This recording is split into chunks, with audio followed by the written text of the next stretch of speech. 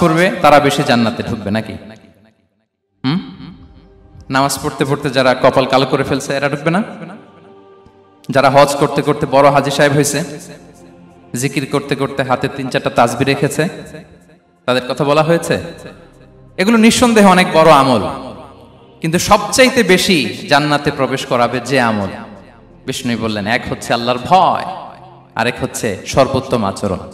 প্রিয় ভাইরা, ইসলামের মেজাজটাকে চিনে নেন, ইসলামের এসেন্সটাকে বুঝে নেন।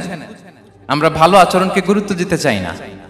অনেক নামাজি লোক দেখবেন নামাজ পড়তে পড়তে কপালে কালো দাগ ফেলে দিছে, বাসায় বউয়ের সাথে খারাপ আচরণ করে, খিটখিটে মেজাজের, প্রতিবেশীর সাথে শুধু ঝগড়া, কলিগদের সাথে ঝগড়া, মারামারি, দুঃসম্পর্ক, এরকম আছে না নাই বলেন?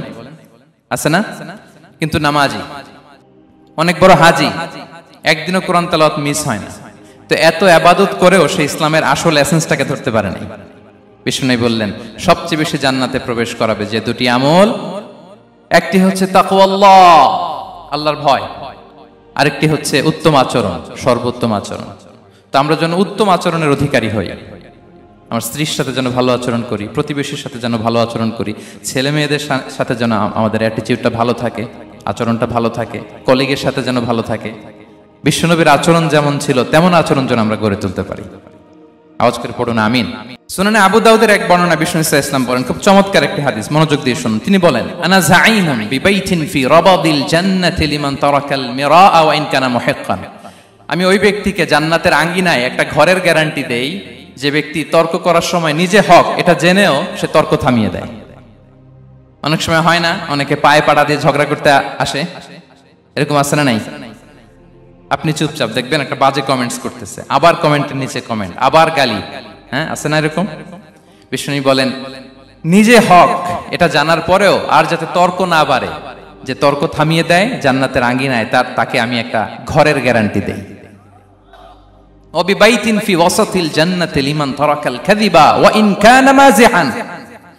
আর ওই ব্যক্তিকে আমি জান্নাতের মাঝখানে একটা ঘরের গ্যারান্টি দেই যে ব্যক্তি কৌতুক করার সময়ও মিথ্যা পরিহার করে। করতেছে কৌতুক, ফান করতেছে আর কি, হি ইজ কিডিং, ফান করে, কৌতুক করে, কিন্তু কৌতুকের সময়ও সে মিথ্যা বলে না। এই স্বভাব যাদের, তাদেরকে আমি জান্নাতের মাঝ বরাবর একটা ঘরের গ্যারান্টি দেই।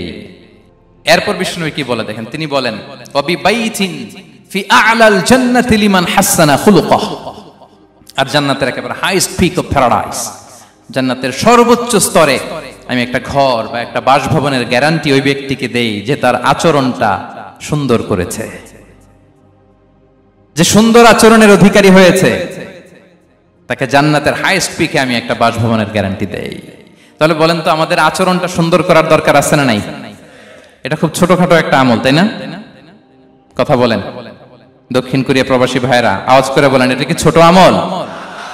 দেখলে সালাম দিব, সুন্দরভাবে কথা বলবো, ভালো উইশ করব, হ্যাঁ, হিংসা জিঘাংসা অহংকার থেকে মুক্ত থাকবো, খিটখিটে মেজাজের হব না, অলওয়েজ স্মাইলিং ফেস থাকবে আমার, হৃদ্যতাপূর্ণ আচরণ। এই কাজটা কি ছোট আমল? আওয়াজ করে বলেন, এই আমলটা কি ছোট না বড়? প্রিয় ভাইরা, বিষ্ণু ইসলাম সবার সাথে এরকম মাধুর্যতাপূর্ণ আচরণ করতেন, ছোট থেকে বড়, নারী থেকে পুরুষ, বন্ধু থেকে শত্রু, সবার সাথে সুন্দর আচরণ করতেন। এবং তার এই চমৎকার আচরণে মুগ্ধ হয়ে তার অনেক শত্রু মুহূর্তে তার বন্ধুতে পরিণত